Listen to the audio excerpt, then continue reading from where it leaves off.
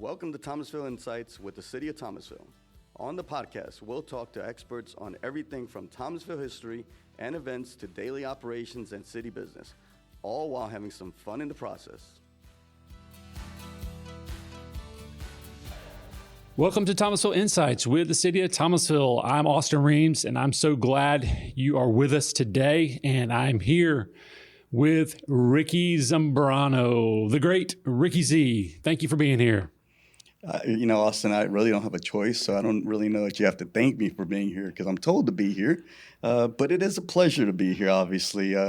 Anytime I can be, in your presence and have that ray of sunshine that comes off of you. We won't say where it comes off of, but, it always brightens up my morning. So nothing like recording a wonderful podcast at the break of dawn, right? Absolutely. And for those who are new to the show, Ricky and I love giving each other a hard time. It's part of the deal. And so kind of like Oscar and Grouch, right? Yeah, there we go. Odd couple. There we go. Seinfeld, Newman, those kind of, who's Seinfeld, I'm who's Seinfeld. Newman? I'm not Newman. I mean, no way. Nobody wants to be I'm Newman. walking out if you call me Newman. I might be shaped like him, but, That's right. Hello, Ricky. All right, Ricky, you had a question for me. Yeah, man. We got a little new addition to the podcast, spice things up a little bit. So, a lot of intriguing minds want to know, but, we're going to play a little game today between us. And for us, it's a game, right? But let's go with what is something people may not know about you? Well, if you have a sordid past like myself, you don't want people to know a lot of stuff about you. And but, I'm going to admit to this that, I'm in front of a group of guys. We'll introduce Eric Gossett here in a minute, but I'm going to admit that I like pumpkin spice lattes, I do like pumpkin stuff. I like pumpkin cheesecake, pumpkin pie cheesecake, and I like pumpkin cake. Now pumpkin bread. Yeah, that's pretty good. So I'm all into the fall season, pumpkin spice fall season. Now there are some pumpkin spice stuff flavored that's nasty. So it's either really good or really bad, but I'll admit that I like pumpkin spice lattes, and you just got to own it.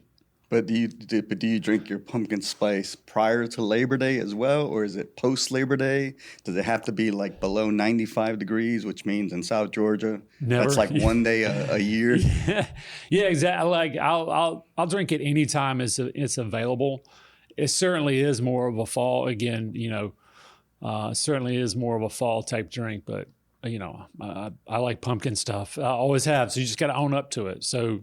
Ricky, what about you? What's our audience, our fearless audience doesn't know that we should? Well, I think there's a lot of things out there, thankfully, that people should know about me. Yeah, the statute of limitations is up on a lot of things. Yeah, a lot of them. But actually, recently, I'm going to go with an interesting one, our counterpart here that we'll introduce in a minute, he's been a part of it. So I do have the pleasure right now of going through Leadership 42 with the Chamber of Commerce. So, shout out to all my classmates. But that'll be an exciting journey that we'll be taking on during this year, and really looking forward to it. But, for right now, I think that's the one that's pretty cool that some people may not know. And, again, really looking forward to going through that process, meeting new friends and, meeting hopefully some new listeners, because some of them were very intrigued to listen and find out more about it. So, hopefully they'll follow up and listen, and maybe we'll go from like 7 listeners to like 8. Yes, let's do it. Come on, we need records. That 8th. We might be on path for like a Grammy Award. We need that 8th listener. Here we go. That Chamber of Commerce program is great. I wish there were more people who did it. You guys are going to have a blast. I'm looking at Eric Gossett as well. Eric already graduated. So, did you? Yeah. I thought you were in this year. You already graduated. I was in Leadership 40. Okay. I've heard this joke before, but if the chamber leadership is stoops low enough to let us in, then maybe it's not so good as we think, right? Well, I'll take it. If we name some of the graduates that we've had, like Yeah, Andy, Goodwin, and speaking of stupid, Kenny Thompson. I mean, they'll take anybody. I have faith that I'll graduate. All jokes aside, great organization, and It is. You really get a great picture of this community, which is really nice. A lot of hometown proud, and you see a lot of great leadership in a lot of great areas to make a successful community. So kudos to the chamber for putting that on. It's gone on 42 years, right? Yeah, 42 classes right now, so 42 strong, and looking forward to going through that process and obviously, next year there'll be a whole other class of leaders throughout the community that'll do a great job as well. So, we learn a lot from those that went through the past. We get to meet them throughout the process as well. So that'll be exciting as well to get to know some other people throughout the community. Yeah, and just a note, the chamber hasn't asked me to come back. So they're embarrassed of me, which I don't blame them. So I'm just messing around. I think that, the studio's so hidden and like you're like hidden back here in the studio that every once in a while we let you out, like for Victorian Christmas or the Rose Festival. It's kind of like when there's Austin sightings. Exactly. I tell people I am the Boo Radley of the city of Thomasville. There's a To Kill a Mockingbird joke for you right there. For those, all 8 of you who've read that novel. Well, let's get on with the show here. Let's get on with, our tremendous and smart guest, Eric Gossett. I had a community leader say that Eric was really smart, and I was kind of like, is this Eric Gossett we're talking about? But Eric, welcome, Assistant Utilities City Manager. Is that right? No, I messed it up already. Pretty close. I mean, Assistant Utility Superintendent. Okay, Assistant Don't promote him yet. Let's not promote him yet. Well, everyone else those words together, so may as well join the crowd, Austin. Yeah, and listen, he's a combat veteran. We appreciate his service to our country, and I joke around with him about it. But let's say your official title, so I won't screw it up. So I'm the Assistant Utilities Superintendent. Yes. All right. And I really did. True story. We had a community leader say, Eric Gossett, he's real smart. And I was like, okay, what? But anyway, so I got really worried. They must have just watched the presentation. Yeah, that's what it was. That's what it was. He is here in his Purdue tie. So, go Boilermakers. There's about 3 of you guys in town who love Purdue. So, oh, absolutely. Yeah. And then we all network together too on the weekends. Absolutely. Okay. I think Eric's kidding with us on that one. So he's got them on speed dial. That's right. He is here. He's here to talk about stormwater utility ordinance. This is kind of new coming down the pipe. So on July 28th, the City Council passed the second reading of the stormwater utility ordinance. What is stormwater ordinance? So the stormwater utility ordinance, it officially makes stormwater a utility for the city of Thomasville. It gives us the ability to address a lot of the underlying concerns and the obvious ones too. Well, you could probably name a couple of spots where it holds water, stormwater culvert's broken. You can go on for days. Throw a dart and we probably talk about stormwater in that area. Additionally, it allows the city council to charge for the services as well. Yeah, and it's more of and this happened in all the cities around in America, right? You used to not really think about stormwater; it was just kind of an expense that all cities had. Mm-hmm. But as environmental regulations, and we just want to take care of the environment. You don't want to put water where it doesn't need to be, or you want to guide it to the right spot so that it can be best for our environment type of thing. So it's just kind of more on the map, right? I mean, is that how you describe it? So one of the nicknames for stormwater utilities is actually the forgotten utility, because it's exactly what you said. It's just water. It flows everywhere. How do you essentially combat it to keep it from going to someone's home? How can we get it quickly out of the city into a creek, stream, river, pond? We want to move it as fast as possible or slow it down and disperse it, let it soak into the ground. So there's several options you can do. Downside is the city doesn't have the ability to fund it. Yeah. And as we look at and as we talk about that, obviously, this isn't something that Eric Gossett woke up one day and said, "Hey, let's do this." Oh, absolutely not. Although he does have the power to do that. Let's face it. He's a smart guy. He's a smart guy. Yeah. He throws his power around. No, I'm just kidding. Go ahead, Ricky. But in all seriousness, this little thing called the Stormwater Master Plan played a role in it. Mm-hmm. Can you talk to us a little bit about the role the Stormwater Master Plan played? Oh, absolutely. So I wasn't involved in the initial project, the Stormwater Master Plan. I came in on the backside with the implementing the actual utility. However, our civil engineering department really spearheaded that with our consultant, GMC. And I do apologize. I always forget what it stands for, but they're out of Tallahassee, and they're great. We can call them up, email them anytime, and they get us an answer pretty quick. So what came from that? It identified a lot of the issues throughout the city. And also, we were able to physically locate all of our infrastructure also. So we have something called GIS. I believe it's a global information system. Essentially, we go out there with and it's like a mapping kind of thing, right? Exactly. It's essentially a mapping tool. And then we get real-time GPS coordinates of the areas. And so that's part of the project too. And through that, we were identifying a lot of major issues. And part of it also was identifying how are we currently funding this. And what we discovered was we were actually, lack of better terms, cannibalizing current funds to pay for these knee-jerk reactions as they would occur. And so in the end of it, that Stormwater Master Plan gave us a list of capital projects, a list of maintenance areas, how we can improve the stormwater. But the biggest thing that they identified was the city of Thomasville needed a funding source. And from that, they gave two options, either a stormwater utility fee or a tax. And ultimately, we decided to go with the stormwater utility fee because it was a little more fair and equitable, and it was based upon impervious surface. So everyone ultimately paid their fair share. Yeah. And before we get to that, I mean, I was trying to think of an analogy for kind of the stormwater utility master plan. I mean, maybe it's kind of like instead of, and again, this is most cities, but instead of just kind of patching it up as you go, instead of, like if you get an old house and you just kind of fix little things.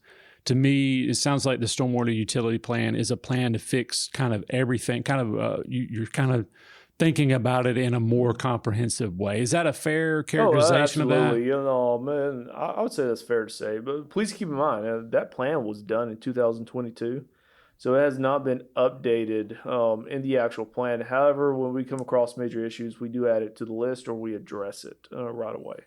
Yeah, absolutely. And it's also important to note, obviously, one of the factors in there, when we talk about tax versus a fee, is that we do not levy a property tax. So this wouldn't be as this would have been a situation where, if we go on the tax route, now you're asking to actually levy and increase the mills on property tax throughout the community, and that's fair to say that it was a little what's the proper word? The equity was better from a fee standpoint versus the property tax, correct? Absolutely, yeah. And on the property tax part, while it generated more revenue, it put a bigger burden on our low to moderate income customers because it was based upon the property value. And when we really assessed it, it wasn't a fair way of doing the fee or implementing the utility, in my opinion.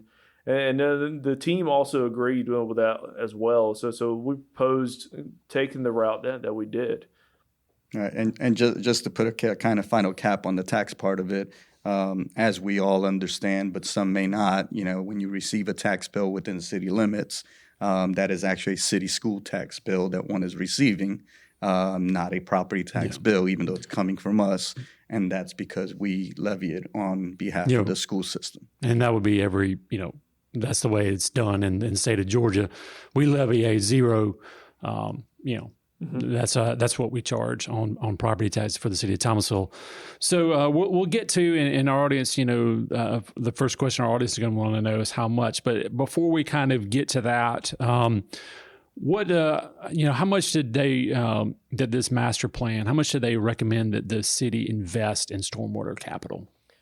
So at the time, if I recall correctly, I want to say it's $3.62 million. That was just in capital. What the stormwater master plan really identified was we needed a reoccurring maintenance plan.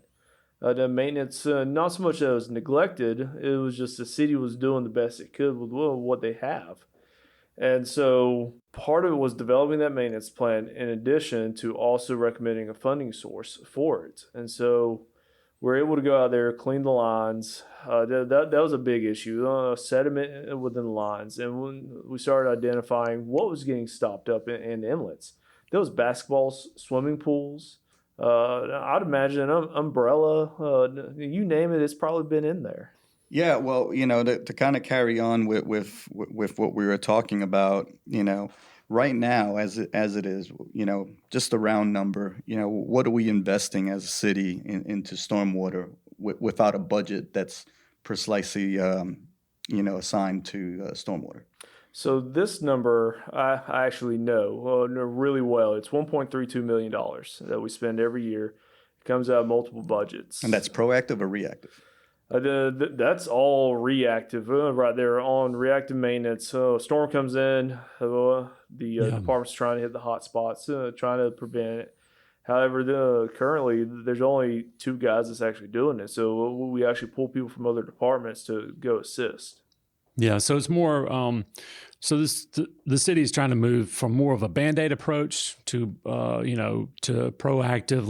Let's kind of tackle this together and in a thoughtful way of like, if we divert the water here, what's going to happen here? You got to kind of think about all those things, right? It's a little bit more complicated than what it may seem. That's absolutely correct. In addition, so the stormwater master plan also identified a couple areas that needed further study. So we applied for some grants to do that, so we can understand the impact of the area. So if we divert water from, say, location A to B without that study, we could be creating a huge flood zone at B. So we spent a little time studying the area, and come to find out, we may not have to do much of anything. It could just be that it was a 100-year flood and just happened. And just to go with that, I've heard you say it before plenty of times. Just one bursting of a pipe, we're talking what type of financial impact when we have a burst like that? Oh, it could be hundreds of thousands, millions. It depends on the area. If we're lucky and it's just a stick and we can pull it out, it could be very cheap. However, for an example, over there behind Firehouse, we had a collapse of a stormwater culvert that goes from the highway to the lake behind Firehouse Subs. And I want to say that was about it was around $300,000 to $500,000 just to fix that. And we had to scramble and find the money to do so because it impacted the entire area. If water couldn't flow through that pipe, it was flowing back down the highway, and it would impact Gateway, the coffee shop there, Barbaritos. And my son would have freaked out if Barbaritos wasn't around anymore because of this. And he would probably single-handedly blame me along with the listeners. You saved your own life right there, Eric. Exactly. Yeah, I would have blamed you too. I got 2 at home in the same boat. And that's you look at, once again, like what you're saying, the impact is here, but it's felt Exactly. it's felt in other areas as well. So, it's just so important to understand that it's not about the immediate area. It's, where that water goes, eventually, and how long that impact can be away from that location. All right. Well, let's get to the main story, and that is, how much is it going to cost our customers? That's kind of what they want to know. I guess maybe the simplest way to start is what do you expect to be the average cost? And again, don't hold us to it because it's going to be different for different properties. But what's our average customer going to pay for the stormwater fee? I want to say the bulk of our customers, when we assessed it, it would be between $2.50 to $5. So Per month. per month. Per utility bill. Okay. Exactly. And so what the city of Thomasville did, we actually measured every property in the city of Thomasville. So the city of Thomasville made the initial investment, went out, and we used near map data to measure all the impervious surface of every property. However, an impervious surface is... So the easiest way of saying it's take it as concrete, asphalt. It could be the roof of your home, a shed. It's a hard surface where water cannot pass through it easily. It just kind of runs off. So back to that, probably the average utility bill fee is going to be from $5 to $2 on the customer side, and then what about our businesses and things like that? How's that going to go? So a business, or you can call it commercial property, is actually calculated based upon formula. So every commercial property has a customized bill based upon formula. And that formula is the total impervious surface of the property divided by 3,000 square feet. And that would give you your total ERUs. And you would take the total ERUs and multiply that by $5 per ERU. And that would get you the commercial bill. Now, also... Now, an ERU is? I believe that is a equivalent residential unit. Okay. And so, also, we identified some extremely large residential properties that is well north of the 9,000 square feet. That would be your house also. Exactly. And this is your bill we're talking about. So it would be calculated the same way as a commercial property. However, the total ERUs would not be nearly as large. I want to say the ERUs we saw was typically between 3 to 5 in that area. Yeah, and it makes sense. Like a business is going to have a pretty big parking lot, Exactly. all that kind of stuff. Mm-hmm. Where a home certainly isn't. So, and who pays this fee? Oh, anyone in the city limits. So if you're outside the city limits, those properties will not be paying this fee unless the county elects to do their own stormwater utility.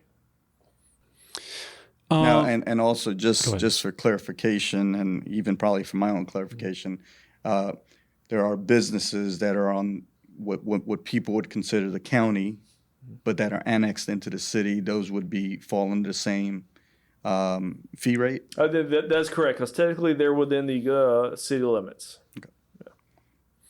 All right. So the city is currently finalizing a credit manual. What do we need to know about this? I don't even know what a credit manual is. So fill me in. What am I? You're the smart one. Fill me in. Well, so I really wish I was the smart one, Austin. However, I can help you if you need help being dumb. I can help you. So the Eric, when you're sitting right here, you are the smart one. That's right. So to get to your question, the credit manual was something else that we implemented to help reduce the utility bill of stormwater.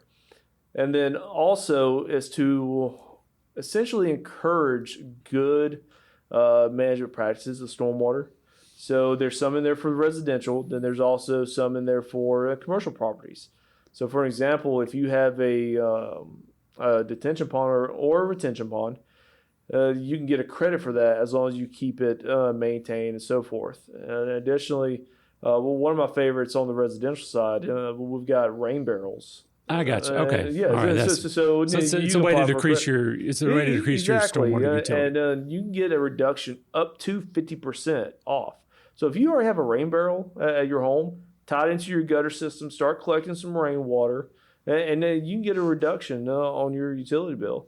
And you can look on this City of Thomasville YouTube page. We've had somebody come in from the state of Georgia to talk about rainwater gardens, and they do an absolutely great job of doing the math for you, picking flower. Like they have a system down where you can make a rainwater garden, using those rain barrels, and it is a really great way to keep stormwater down. So well, and to piggyback off of that, we are holding a workshop at a date that's yet to be announced in October. The plans are for October on the rain barrels to further educate the community about the positive impacts of the rain barrels and obviously with more information about the credit manual. So that information we'll share in one of our later podcasts. In the episodes to come. But one more thing as we cap off this great topic of stormwater, the fees. They can only be used for stormwater, correct? That is absolutely correct. And that's even in the ordinance. It clearly states it that this money cannot be used for anything else. However, with that being said, there is a reserve that applies to the stormwater utility, and which then that's for every utility that the city of Thomasville has. But yes, 100%, every penny goes back into stormwater. Austin is not getting you microphones because of this. Yeah, utility so fee. I can't get a new studio, huh? Golly. That's correct. Well, or at least not through stormwater funds. That'll be Eric's donation. And I do like, you guys have put a lot of work in this and kind of summing it all up. I mean, I do like how kind of just systematic and thoughtful the city has been on, hey, we have this need, but we don't want to just kind of be reckless in how we plan to fund it and kind of sustain it.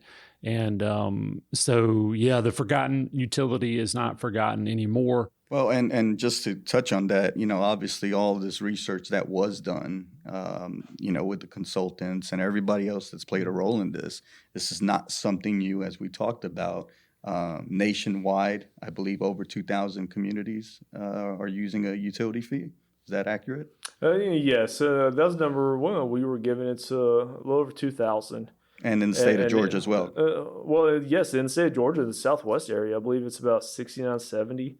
So some large cities such as Albany and Valdosta that they have it. Even Camilla has stormwater utility. Yes. So we're not making this up. Obviously, it wasn't Eric's brainchild. Eric didn't wake up at 5 a.m. before he goes to work out and said, we need this. There's a lot of work done by a lot of people. So we do appreciate all the work that you put into this, that the whole team with the city of Thomasville has put in to try and do this in the most equitable fashion possible. Absolutely. Now we have Sounds of the City. So we haven't had as many winners. So again, Eric, if you don't know, you guys get to guess. You don't win anything, but our listeners can win something if they guess it correctly. We haven't had, I'm going for something easy this time. Lower your standard I'm because lowering my someone standards. didn't win? We're trying to give away the Ricky bobblehead that everybody covets. But I'm just kidding. It's not that. But there is kind of fun marketing stuff. The reason we're giving it away is because my son already gave it away.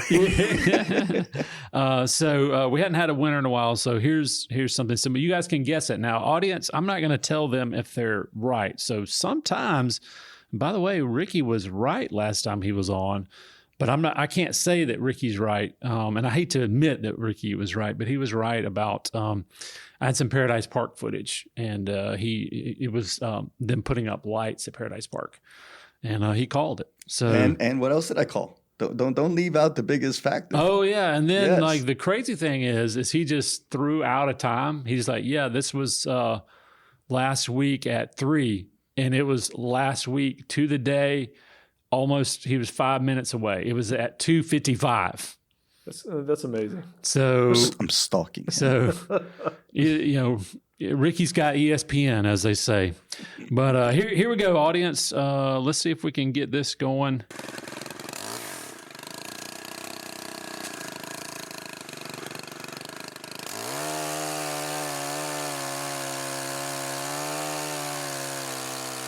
Yeah, just so you know, you look really excited about this.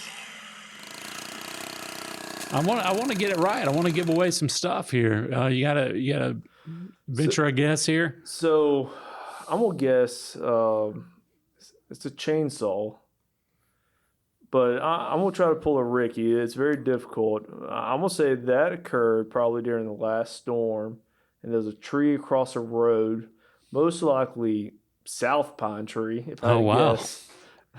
Gee And- whiz, and- Eric. Those pine trees on South Pine Tree have a different sound than the ones on Clay Street. and I'm gonna say electric was cutting it. Okay. Y'all, audience, you don't have to be that specific. Can you name which one of our team members Yeah, was that's cutting right. it? Oh, It sounds I'm like- gonna go with Jeremy. Yeah. We know it wasn't Jeremy. Okay. Ricky, your guess. You know, I definitely hear the chainsaw, but I'm gonna say that it was last week. I'm gonna go with last week again. So you're saying chainsaw? I'm Both saying chainsaws. chainsaw last week, and I'm gonna leave it there. I'm gonna do a soft landing, away from the greens, and just pull up a little short of the greens, and just play it safe. All right. Well, again, please let us know what you think. It'll be on Facebook, and give us your guesses, and we'll have a winner. Ricky, what else is going on with the city? Well, first, before we get to that, Eric, we really appreciate you being on, spending some time with us. We know it's been a whirlwind of a busy schedule. Thank you, Ricky and Austin. Now, I'd also like to thank the team. They're actually the smart ones behind it. I'm just kind of like herding cats, but they're the ones that's making it happen. Yeah, it took a lot of effort from a lot of teammates, from engineering, water, all kinds of smart folks making that happen. So we appreciate that. I know Ricky was even involved. Oh well, never mind then. One meeting. Okay, one meeting. Okay, I think I got asked didn't not to come back. You didn't mess it up. Well, as we wrap things up, just some important upcoming events. As we all know, September 11th, we will once again, Thomasville Fire Rescue and the International Association of Firefighters will host the 9/11 Memorial Stair Climb. That'll take place from 5 a.m. to 11 p.m. will be the session one, and from 4 p.m. to 6 p.m. Over at the Yellow Jacket Stadium. As we all know, it's important to continue to never forget, and we encourage the community to come together and join in this in this memorial. In addition, on September 20th, we will have the Meet Me at Paradise event. This is a ribbon cutting event for. And that's not a date with Ricky. Meet not me at at all. Paradise. Not at all. It's Paradise Park. Yes, Meet Me at Paradise. That is the name of the event. I'm not making it up. But the ribbon cutting event to celebrate phase one of Paradise Park renovations. Again, that's emphasis on just celebrating phase one. Phase one of the renovations, music, food, and a lot more that will take place on September 20th from 11:30 a.m. to 2 p.m. Once again at Paradise Park. And on September 23rd, we have a Let's Discuss Energy Efficiency. Mark Perillo will be leading the agenda that day. A lot of good information.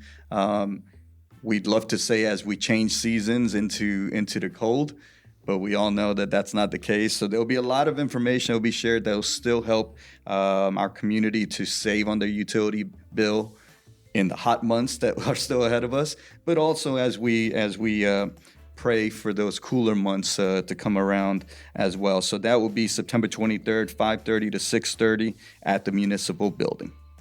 All right. Well, again, thanks everyone for listening. Thank you, Eric. Thank you, Ricky. Great job.